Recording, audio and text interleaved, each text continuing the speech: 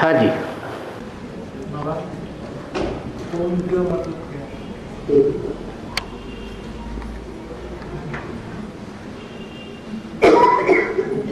हाँ जी। कौन का मतलब क्या भाषा से कौन का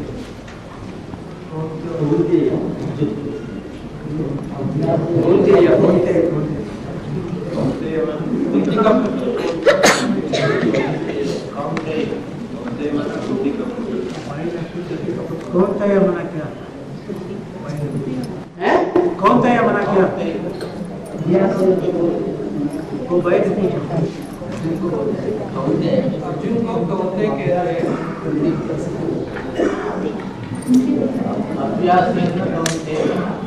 कौन्तेय,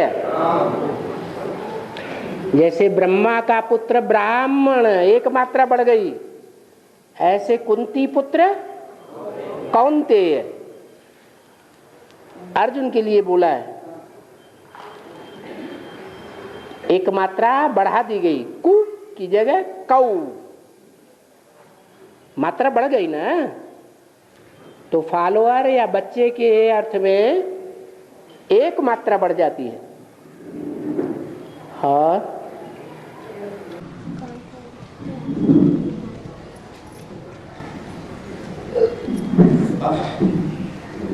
ज्ञान तो बहुत लंबा है और ज्ञान लेना है या अपनी स्थिति में रहता है। ज्ञान बहुत लंबा है, ज्ञान बहुत विस्तार में है। और आगे अपनी स्थिति में रहना है अच्छा है। आत्मिक स्थिति में टिक जाना, यही ज्ञान का सार है। क्या? ज्ञान का विस्तार तो बहुत है। जैसे बीज होता है तो वृक्ष का कितना विस्तार हो जाता है, फिर वही वृक्ष जब फल देता है तो फल के अंदर जो बीज होता है, फल पूरा पक जाने के बाद उसके अंदर बीज वृक्ष से डिटैच हो जाता है या नहीं? तब उसको कहेंगे सार। ये सार, फिर उसमें से विस्तार, और फिर संपूर्ण विस्तार में से सार निकलता रहता है। तो अगर ये कहें कि ज्ञान तो बहुत विस्तार में है, बहुत लंबा चौड़ा है, इसका मतलब क्या हुआ कि पूछने वाला सार में टिकने का अनुभवी हुआ या नहीं हुआ है? सार में टिकने का अनुभवी नहीं हुआ है, इसलिए प्रश्न पैदा हो रहा है कि ज्ञान बहुत विस्तार में है, बहुत लंबा चौड़ा है। लंबा चौड़ा है, बहुत विस्तार है, तो सहज है समझना या मुश्किल है? ज्ञान को पूरी रीति समझना सहज है या कठिन है? आज की दुनिया में कितने प्रकार की पढ़ाइयां चल रही हैं। डॉक्टर लोगों की ढेर की ढेर किताबें, वकीलों और जजों की ढेर किताबें, एक देश के कानून ढेर के ढेर अलग और दूसरे देश के कानून ढेर के ढेर अलग।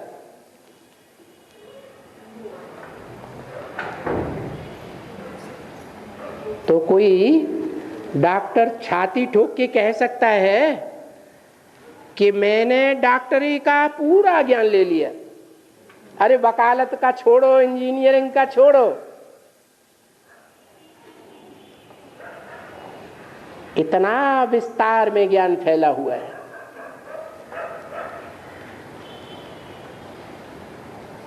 तो सारा ज्ञान ग्रहण करना सहज है या कठिन है? हैं? क्या कहेंगे? गाइड मिला कि नहीं मिला? तो सहज है या कठिन है? अच्छा, मिलने से ही सहज हो जाता है। टीचर अगर मिल जाए स्टूडेंट को तो स्टूडेंट कहेगा कि टीचर जो भी हमें विस्तार में पढ़ाई पढ़ाता है वो हमारे लिए बहुत सहज हो गई। कहेगा? नहीं कह सकता। इसके लिए क्या करना पड़े? पुरुषार्थ करना पड़े। और मूल पुरुषार्थ ही क्या है? मूल पढ़ाई क्या है? पढ़ाई का पहला पाठ क्या है? मैं ज्योति बिंदु आत्मा। ये पढ़ाई पढ़ने में कितने वर्ष लग गए? है? इतने ढेर के ढेर वर्ष हो गए पढ़ाई पढ़ते पढ़ते। अभी सार में टिके या नहीं टिके? हैं? नहीं टिके। जैसे वो वृक्ष होते हैं, पहली बार फल देते हैं, फिर दूसरा सीजन आता है, दूसरी बार फल देते हैं, फिर तीसरा, चौथा, पांचवा, 6, 8, 10 बार फल देते रहते हैं ना। तो क्वालिटी गिरती जाती है या क्वालिटी बढ़ती जाती है? गिरती है। ऐसे ही ये षष्ठी रूपी वृक्ष है, इसमें पहला पहला सीजन होता है सूर्यवंशियों का, बाद में है हाँ दूसरी फसल आती है चंद्रवंशियों की, फिर इस्लामी, बौद्धिक, क्रिश्चियन आदि आते आते रहते हैं। तो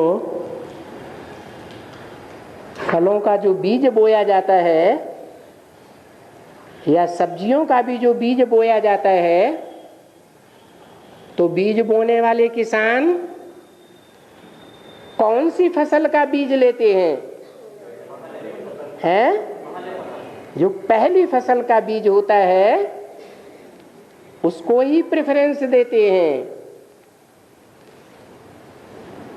वो अच्छे जानकार किसान कहे जाते हैं।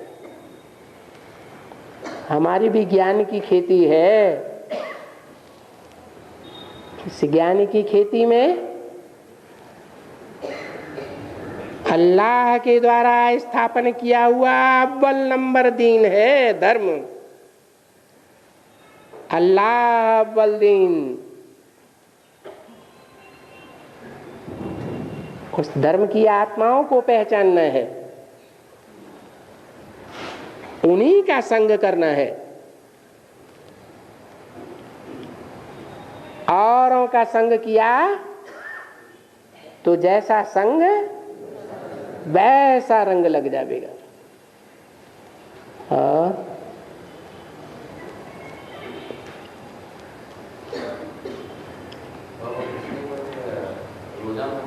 जोर से बोलो।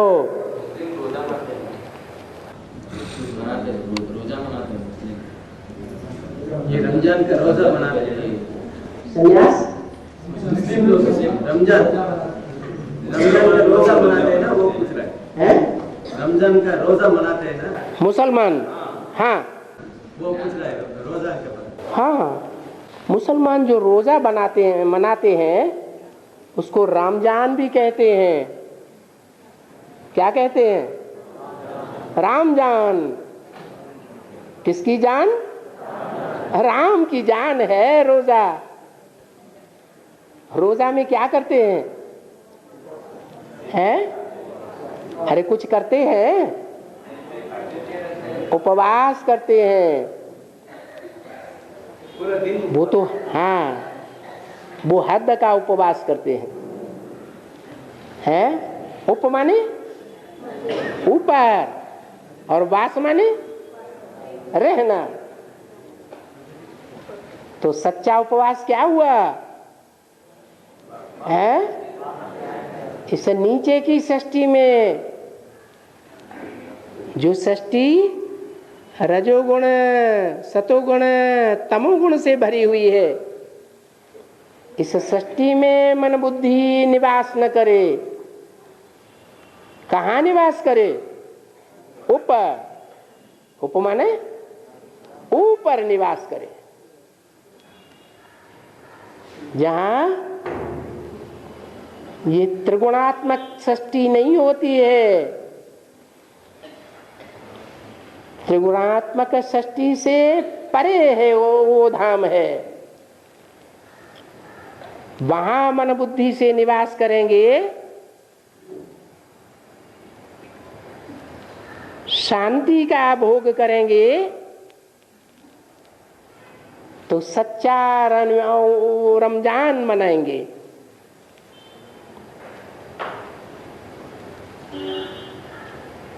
भक्ति मार्ग में तो स्थूल बातों को पकड़ लेते हैं,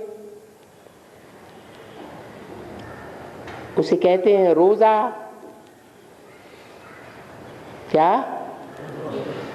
रोज रोजा आ जाता है। क्या मतलब? ब्रह्मा का दिन शुरू होता है तो सृष्टि के आदि में सारी आत्माएं कहाँ निवास करती हैं? ऊपर निवास करती है। जैसे कि रोजा पूरा हो गया और फिर भी चंद्रमा को फॉलो करते हैं। फिर भी चंद्रमा को फॉलो करते हैं। और वही मुस्लिम लोग। हाँ, चंद्रमा को फॉलो करते हैं। अभी तो बताया, जो ऊपर जाने वाले हैं उनमें पहला नंबर कौन सी आत्माओं का है? तो उनको फॉलो नहीं करना पड़ेगा। अरे अव्वल नंबर रोजा कौन करते हैं? कौन करते हैं? अरे इस्लामी अव्वल नंबर रोजा करते हैं, या उनसे भी पहले कोई दूसरा पूरे है जो पहले पहले परम धाम जाते हैं? कौन है? चंद्रवंशी। तो चंद्रमा को फॉलो नहीं करेंगे? चंद्रमा को फॉलो करेंगे। अगर सूर्य को फॉलो करें तो वो करने की दरकार ही नहीं। दिन में उपवास करते हैं तो सूर्य को भी पॉजिटिव हो गया। उपवास जो दिन में करते हैं, तो सूर्य को नजदीक करने के लिए वो भी ट्राई कर रहे थे। करते हैं, लेकिन फिर भी पीछे पीछे किसके जाते हैं? चंद्रमा के पीछे जाते हैं। और बाबा, बच्चों का संकल्प में बाबा का संकल्प तो एक ही हो जाए। स्वर्ग कैसे आता है स्कूल में? ये प्रैक्टिकल। जो बच्चों का संकल्प वो बाबा का संकल्प, जो बाबा का संकल्प वो बच्चों का संकल्प है। एक ही होता है। कैसे होता है? बच्चे नंबरवार हैं या सब 100% है? तो ऐसे ही होता है। स्वर्ग स्कूल में कैसे है? स्वर्ग कैसे है? स्वर्ग में भी ऐसे ही आएंगे। जिस नंबर से पुरुषार्थ करेंगे उसी नंबर में स्वर्ग में आवेंगे, उसी नंबर में शांति धाम जावेंगे। स्वर्ग स्थूल में कैसा आएगा ये पूछ रहे हो?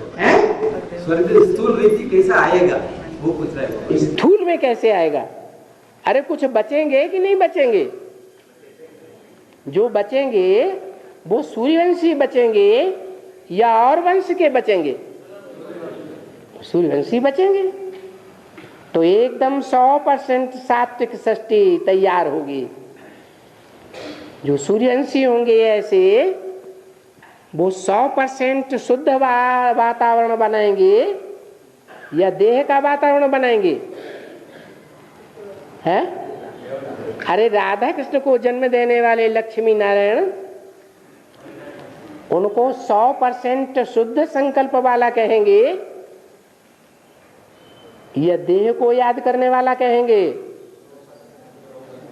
अरे लक्ष्मी नारायण के चित्र में देखो, उनकी रचना राधा कृष्ण एक दूसरे को देख रहे हैं, देख रहे हैं ना? तो जो एक दूसरे को देख रहे हैं उनकी बुद्धि देह में जा रही है या नहीं जा रही है? तो ये दैहिक सृष्टि है, नीचे गिराने वाली। भले धीरे धीरे गिरते हैं क्योंकि श्रेष्ठ ते श्रेष्ठ इंद्रियां हैं, लेकिन गिरते तो है ना। पहले जन्म में चौथाई कला तो नीचे गिरेगी ना, लेकिन उनसे भी पहले अर्थात राधा कृष्ण को भी जो जन्म देने वाले लक्ष्मी नारायण हैं, डायरेक्ट श्रीमत पर चलने वाले, नर से डायरेक्ट नारायण बनने वाले, उनकी बुद्धि देह में फंसी हुई है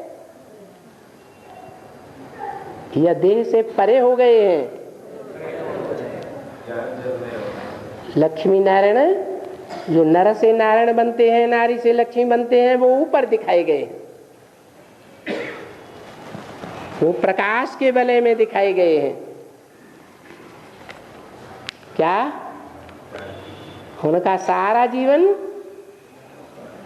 उनका सारा पुरुषार्थ ये साबित करता है कि जब वो संपन्न स्टेज में पहुंचते हैं तो एड़ी से लेकर के चोटी तक का सारा जिस्म का जो भी पावर कहें, वो पावर ज्ञान की दुनिया में लगती है या 1-2 सेकंड देह में भी जाती है बुद्धि? ज्ञान की दुनिया में बुद्धि धरी रहती है।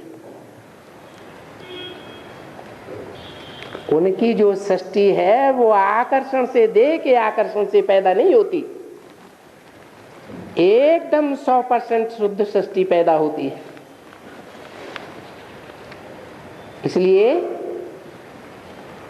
पहली जो सृष्टि की साकार रचना है राधा कृष्ण, वो भी 16 कला संपूर्ण पैदा होते हैं।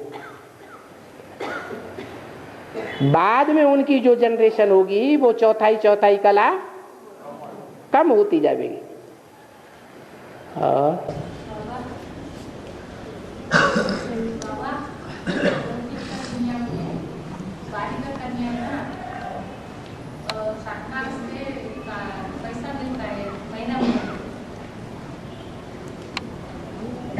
दुनिया में बालिका कन्या को मेरे महीने पैसा मिलता है, वैसे ही द्वितीय कन्या की मेरे महीने पैसा मिलता है, वैसा है।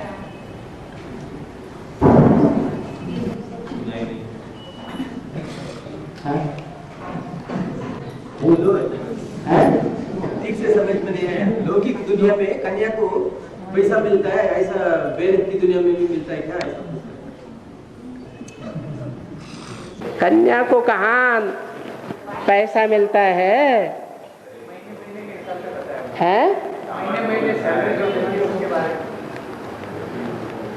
अरे सारा धन संपत्ति तो बच्चे को मिलता है कि कन्या को मिलता है? माँ बाप की जो सारी प्रॉपर्टी है वो बच्चों को मिलती है कि कन्या को मिलती है?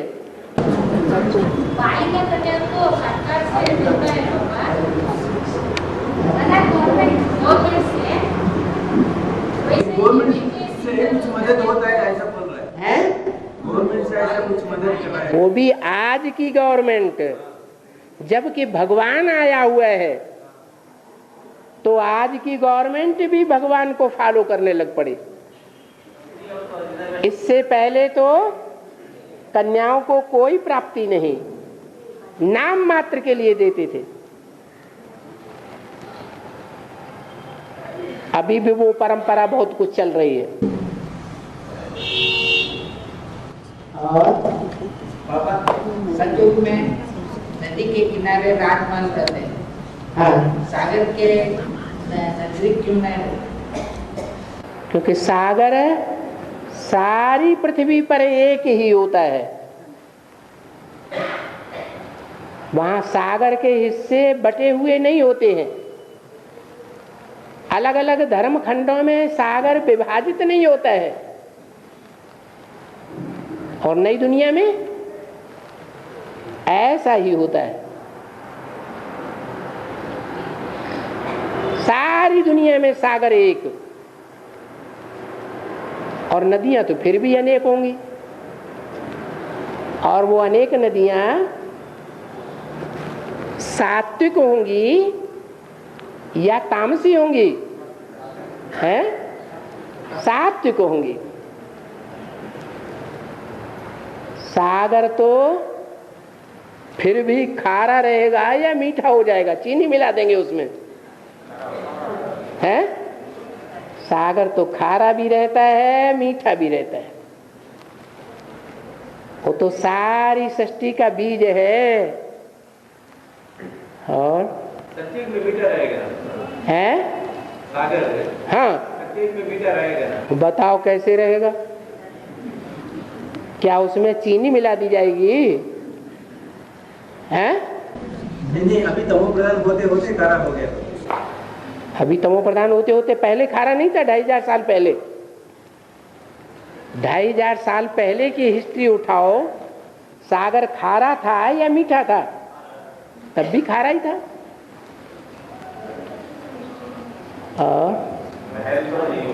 है? हाँ, वो तो बेहद के महलों की बात कर रहे हैं। हाँ,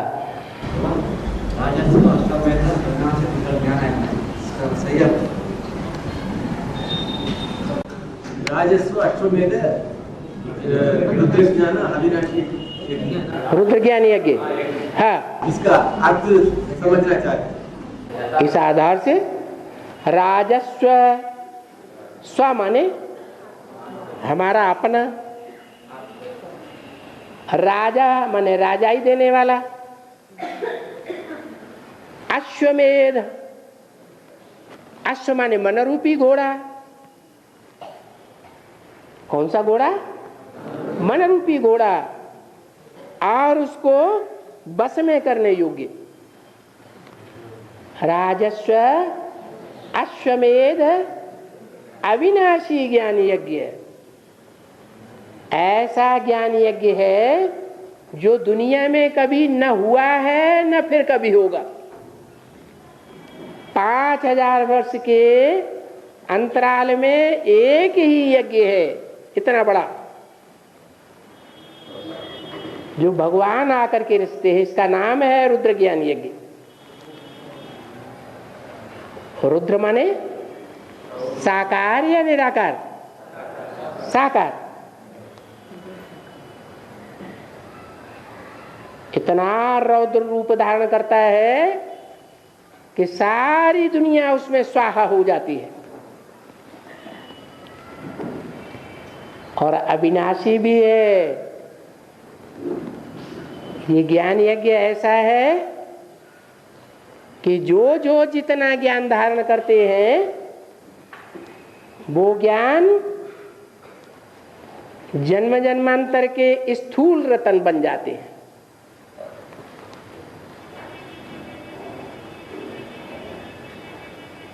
लोग तो दुनिया में दैहिक ताकत से धन कमाते हैं। वो धन इसी जन्म तक चलता है। वो भी गारंटी नहीं इस जन्म में पूरा पूरा चले या न चले। माना वो धन कैसा है? विनाशी है या अविनाशी? विनाशी है। और ये ये रुद्र ज्ञान यज्ञ ऐसा है जो अविनाशी है, इस जन्म में भी अविनाशी और अगले 84 जन्मों में भी अविनाशी ही रहेगा। 21 जन्म की तो गारंटी है, परंतु 21 जन्म के आधार पर 63 जन्मों का भी हिसाब किताब बन जाता है। इसलिए अविनाशी ज्ञान है। फिर भी बुद्धि कैसी है लोगों की, है जो कहते हैं हम ज्ञान में चलते हैं, वो अपनी बुद्धि की ताकत, मन बुद्धि की ताकत, तन की ताकत अविनाशी ज्ञान लेने में लगाते हैं या दुनियादारी में लगाते हैं? दुनियादारी में ही लगा रहे हैं। तो क्या कहेंगे? हैं? भगवान भी कुछ नहीं कर सकता, भगवान भी ड्रामा के बंधन में बंधा हुआ है। और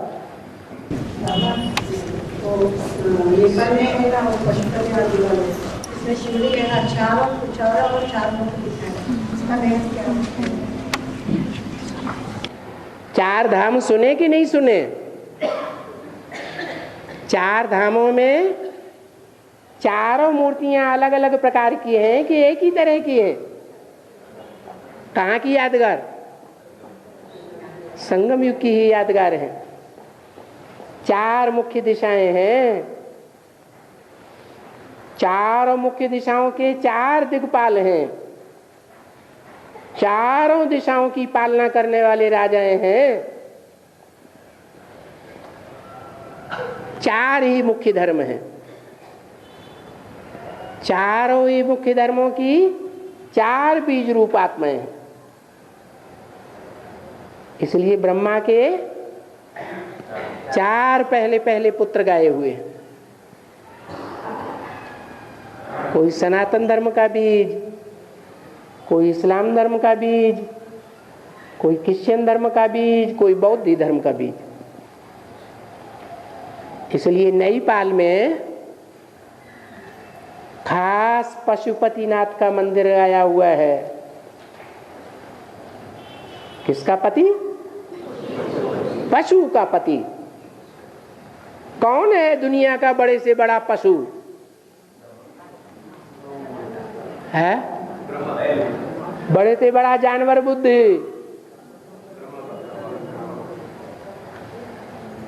अरे यहां जितने बैठे हैं सबकी बुद्धि में बैठा हुआ होगा कि गीता का भगवान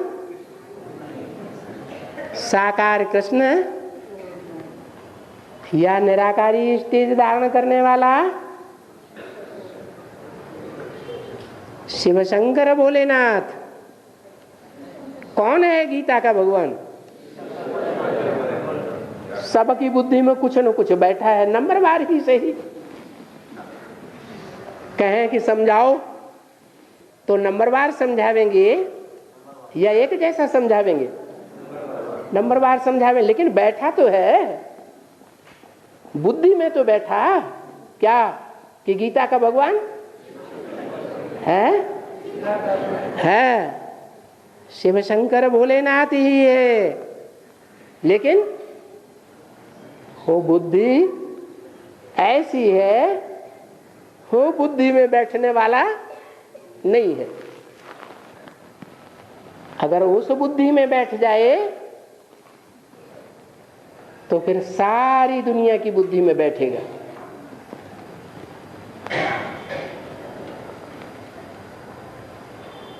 तो वहां शिवलिंग के सामने कौन बैठा हुआ दिखाया गया है? कौन है पशु जो बैठा हुआ दिखाया गया है? बैल। उस बैल का भी पति है। पति साकार में होता है या निराकार बिंदु पति होता है? बिंदु बिंदु आत्माएं, ज्योति बिंदु बच्चे, और उनका तो बाप होता है। एक ही संबंध है बिंदु बिंदु आत्माओं बच्चे का बाप से। दूसरा बाप और बच्चे के सिवाय कोई दूसरा संबंध होता ही नहीं। लेकिन वही ज्योति बिंदु बाप जब साकार में प्रवेश करता है तो पशु में प्रवेश करता है या मनुष्य में प्रवेश करता है? मनुष्य में प्रवेश करता है। इसलिए बोला मैं तुम बच्चों से बात करता हूं। ये तो बीच में सुन लेता है। बैल को भी कान होते हैं कि नहीं होते हैं? होते तो हैं। तो सुनता तो है या नहीं सुनता है? सुनता तो है, लेकिन समझता नहीं है। तो ऐसे पशु का पति साकार में होगा या निराकार होगा? जरूर साकार रूप धारण करने वाला है। भले निराकारी स्टेज में है, लेकिन है तो साकार में ना। तो नाम दिया है पशुपतिनाथ। कौन से देश में गाया हुआ है? नेपाल। जरूर जरूर ब्राह्मणों की दुनिया में कोई ऐसा ग्रुप है जो नई दुनिया की पालना करने वाला है अव्वल नंबर में।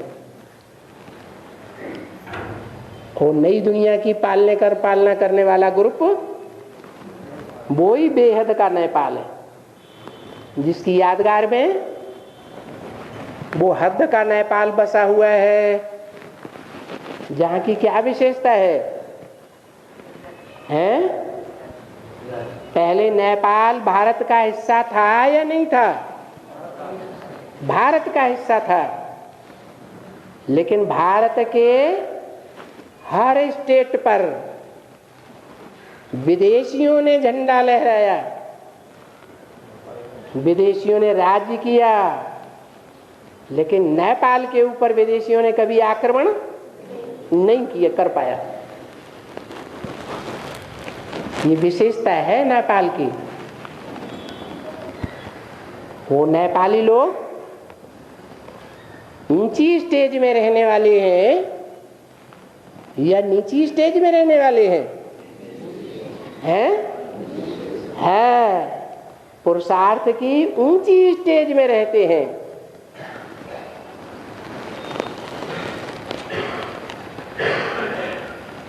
ऐसे मन में नहीं आएगा कि हमसे तो अमृत वेला नहीं हो सकता। क्या रोज रोज क्लास करें, रोज रोज बाबा की मुरली सुने, ये हमारे बस की बात नहीं। 7 दिन में एक बार आ सकते हैं। भक्ति मार्ग में भी क्रिश्चियन से गिरजाघर में कब कब आते हैं? संडे 7 दिन में एक बार। मुसलमान जुम्मा 7 दिन में एक बार आते हैं। इतना तो पुरुषार्थ हम कर सकते हैं। क्या नेपाली ऐसे नहीं कहेंगे?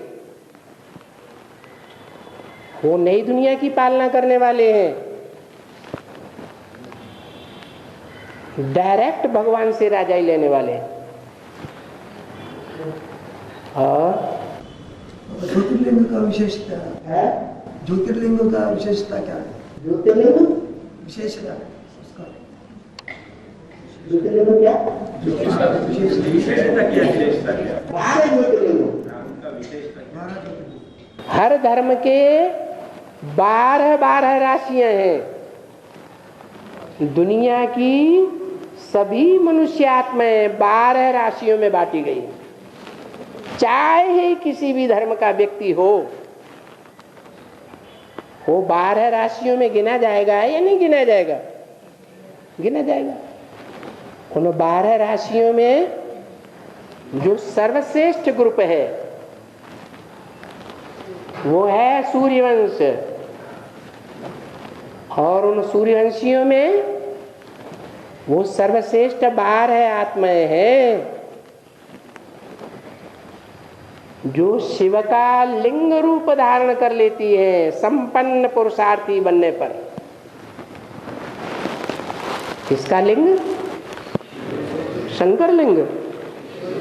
शंकर लिंग नहीं कहा जाता, किसका लिंग? शिवलिंग। वो कल्याणकारी है, वो कल्याणकारी 12 शिवलिंग, उनमें भी नंबरवार है। क्या? कोई उत्तर दिशा में, कोई दक्षिण दिशा में, कोई पूरब में, कोई पश्चिम में। और केदारनाथ में प्रकृति का ये हो गया ना। हाँ, 2 नदियां मुख्य गाई हुई हैं, गंगा और यमुना। जो गंगा नदी है वो भी उत्तरांचल से बहती है, और जो यमुना नदी है वो भी कहाँ से बहती है? उत्तरांचल से ही बहती है। लेकिन दोनों नदियों में फर्क है। एक नदी पश्चिम की ओर से बहती है और दूसरी नदी पूरब की ओर से बहती है। उनके उद्गम का स्थान है यमुनोत्री और गंगोत्री। क्या? गंगा जहां से उतरी वो गंगोत्री, और यमुना जहां से उतरी वो यमुनोत्री। यमुना नदी काली नदी गाई जाती है। पश्चिमी सभ्यता में काले काम ज्यादा होते हैं, ज्यादा काला मुंह करते हैं, या पूर्वी सभ्यता में ज्यादा काला मुंह होता है?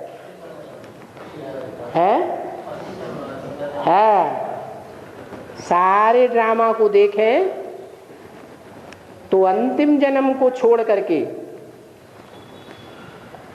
पूर्वी सभ्यता में काला मुंह या काला काम करना अच्छा नहीं मानते हैं। क्या? अनेक शादियां करना अच्छा मानते हैं? क्या मानते हैं? नहीं। काला काम उसे कहा जाता है जो चोरी से किया जाए, वो भी काला काम कहा जाता है। झगड़े से किया जाए वो भी काला काम किया जाता है। तो ऐसे काले काम चाहे स्त्री हो चाहे पुरुष हो, कौन से धर्मखंडों में ज्यादा होता है? पश्चिमी धर्मखंडों में, पश्चिमी सभ्यता में, या पूर्वी सभ्यता में? हैं? अरे पश्चिमी सभ्यता में ऐसे काले कारनामे बहुत होते हैं। तो उनकी प्रतिनिधित्व करने वाली जो नदी है, अरे कोई एक तो होगी प्रतिनिधि, है? वो यमुना नदी है। और यमुना नदी की ओर केदारनाथ है, मंदिर बना हुआ है। तो बताओ वो कौन से धर्म से कनेक्टेड है? 4 धामों में है, इस्लाम धर्म से कनेक्टेड है। और मुरली में बोला है इस्लामी पहले मरेंगे। क्या? कौन पहले मरेंगे? इस्लाम ही पहले मरेंगे। वो तो हद की दुनिया में मरने का बात हो गई। केदारनाथ में जो विध्वंस हुआ प्राकृतिक, लेकिन ब्राह्मणों की दुनिया में हद की बातें होती हैं या बेहद की बातें होती हैं? बेहद की बातें। यहाँ बेहद में मरना किसे कहा जाता है? देवांश से मरे, बाप के बने, मन मरे। उसमें भी देखा गया कि जो मंदिर था और जो मंदिर की मूर्तियां थी अंदर, उनका भी ध्वंस हो गया या बच गई? है बच गई। तो यहाँ ब्राह्मणों की दुनिया में भी ऐसे बच्चे हैं जो केदारी सभ्यता को फॉलो करने वाले हैं, परंतु खास पुरुषार्थ करने वाले हैं। वो बचेंगे। मुसलमान कहते भी हैं जब कयामत आवेगी तो खुदा के बंदे बड़े आराम से रहेंगे। तो केदारनाथ के मंदिर में मूर्तियां सुरक्षित रही, मंदिर भी सुरक्षित रहा। फिर वो भक्ति मार्ग में कहते हैं अलकानंदा नदी, अलकानंदा। हाँ, अलकनंदा जो नदी है वो गंगा का नाम है। और हाँ, लक्ष्मी नारायण चित्र के ऊपर त्रिमूर्ति चित्र क्यों है? लक्ष्मी नारायण चित्र के ऊपर त्रिमूर्ति क्यों है? लक्ष्मी नारायण के ऊपर त्रिमूर्ति क्यों है? पहली पहली शिव बाबा की रचना लक्ष्मी नारायण है या त्रिमूर्ति है? हैं? त्रिमूर्ति पहली रचना है, लक्ष्मी नारायण बाद में रचे जाते हैं। तो पहली पहली जो रचना होती है वो ज्यादा पावरफुल होती है या बाद में जो बनता है वो ज्यादा पावरफुल होता है? जो पहली पहली रचना है वो ज्यादा पावरफुल है। पहली पहली जो रचना है वो भगवान भगवती के रूप में माने जाते हैं। जो बाद में लक्ष्मी नारायण है वो देवी देवता हैं या भगवान भगवती हैं? क्या कहेंगे? भगवान भगवती। वो 16 कला संपूर्ण नहीं है? भगवान के गुणों का पता नहीं चला? भगवान के गुणों में और देवताओं के गुणों में अंतर होता है या नहीं होता है? तो लक्ष्मी नारायण को तो कहेंगे 16 कला संपूर्ण, सर्वगुण संपन्न, संपूर्ण निर्विकारी, संपूर्ण अहिंसक। क्या भगवान भी 16 कला संपूर्ण होता है? कलाओं में बंधा हुआ होता है? भगवान को तो कहते हैं कलातीत कल्याण कल्पांतकारी। वो कलाओं से परे है। वो सूर्य है, चंद्रमा है या सितारा है? सितारे हैं। भगवान तो सितारों से भी परे, चंद्रमा से भी परे। सूर्य की कलाएं नहीं होती हैं, लेकिन चंद्रमा की कलाएं होती हैं। संपूर्ण अहिंसक ये देवताओं का टाइटल है। भगवान अगर संपूर्ण अहिंसक बन करके आवेगा तो दुनिया में जो इतने असुर हैं, विनाशाय च दुष्कृताम, दुष्ट कर्म करने वाले हैं, दुष्ट कर्मों को छोड़ते ही नहीं। किसी जन्म में उन्होंने दुष्ट कर्म करना नहीं छोड़ा। तो उनको सुधारेगा कौन?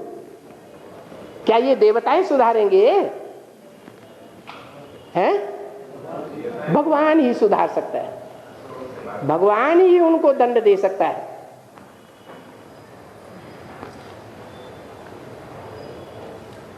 मर्यादा पुरुषोत्तम ये भगवान का टाइटल है या लक्ष्मी नारायण का टाइटल है? मर्यादा में बंद करके रहना। जैसे राम को मर्यादा पुरुषोत्तम कहते हैं, किस आधार पर? एक पत्नी व्रतधारी। सारे जीवन में कितनी पत्नियां रखेंगे? एक ही पत्नी। तो उनको कहा गया मर्यादा में बंधे हुए रहते। क्या भगवान भी मर्यादा में बंध कर रहता है? बंद कर रहता है? क्या कहेंगे? भगवान तो विदेशी बनकर के आया है कि स्वदेशी बनकर आया है? क्यों?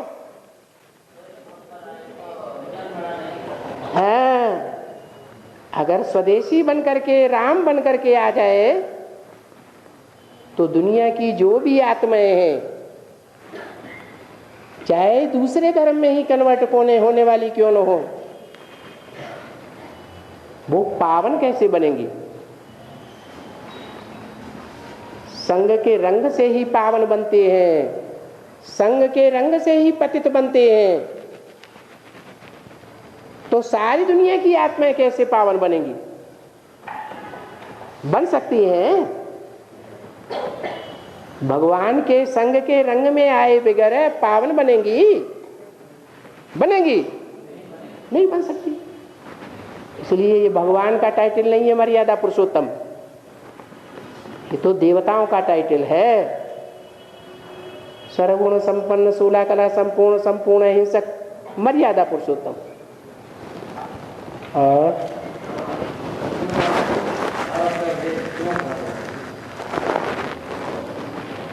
अरे आगे आके बैठ जाओ। नहीं, दक्षिण भारत को भारत का विदेश क्यों कहा जाता है?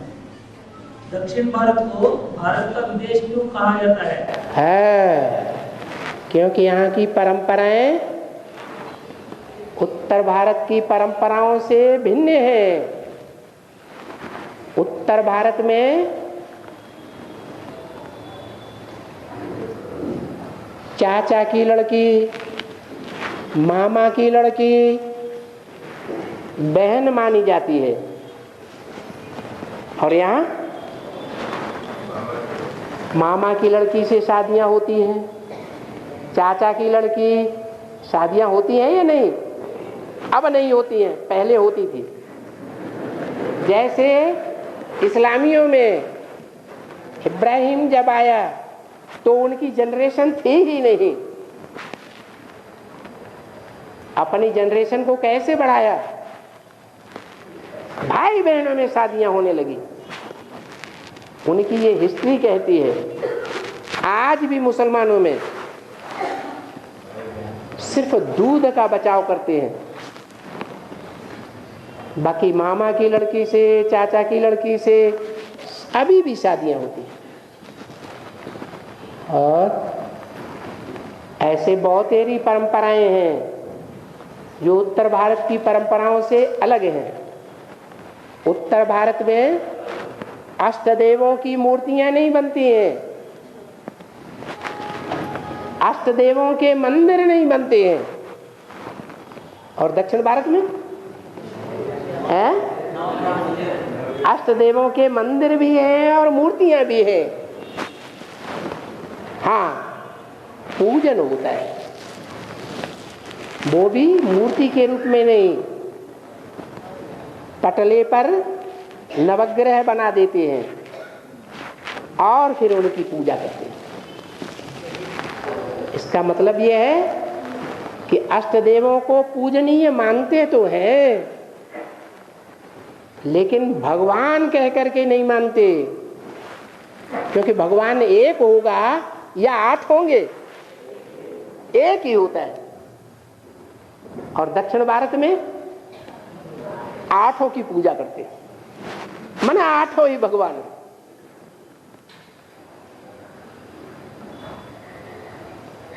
ऐसी ढेर की ढेर मान्यताएं हैं। जो उत्तर भारत की मान्यताओं से दक्षिण भारत की मान्यताएं अलग अलग हैं। वैसे भी देखा जाए, भगवान का भाषा नहीं आता है दक्षिण में। भगवान जो है वो सिर्फ है हिंदी, हिंदू, हिंदुस्तान, जब बोलो तब एक जबान। और दक्षिण भारत में ऐसा है नहीं है। अरे जो बाप की भाषा है जो माता की भाषा है बच्चों की वही भाषा होनी चाहिए या दूसरी भाषा होनी चाहिए? है मातृभाषा भाषी बच्चे को होना चाहिए या नहीं होना चाहिए? लेकिन है नहीं है। तो इसलिए दक्षिण भारत में और उत्तर भारत में फर्क हो गया। तो पितृभाषा कहना चाहिए, हिंदी को पितृभाषा कहना चाहिए, हिंदी को पितृभाषा कहना चाहिए। नहीं, जो भी मुरली है पिता तो टीचर बन करके आता है, लेकिन वो टीचर है जो टेक्स्ट बुक पढ़ाता है, वो भाषा किसने बोली? माता ने बोली ना। तो मातृभाषा पहले है। बच्चा जन्म लेता है तो माता की जबान सीखता है या बाप सिखाने आता है? माता की जबान सीखता है। हाँ, पिता भी माता की भाषा बोलते हैं। और बाबा अलकानंदा का शब्द का अर्थ क्या है? अलकानंदा का शब्द अलकनंदा, अलक निरंजन है। वहाँ उत्तर भारत में जो अलकनंदा है पहाड़ों पर बहती है।